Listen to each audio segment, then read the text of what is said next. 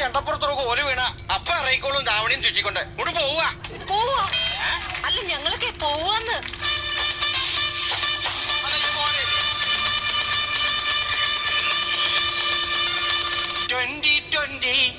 ഇയറിനായി ലോകം മുഴുവൻ നോക്കിയിരുന്നു.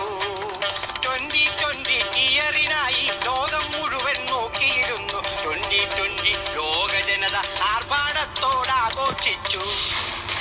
കബഡി നിരത്തി പ്രശ്നം വെച്ച് ജ്യോത്സ്യന്മാരോ ഇങ്ങനെ കാച്ചി.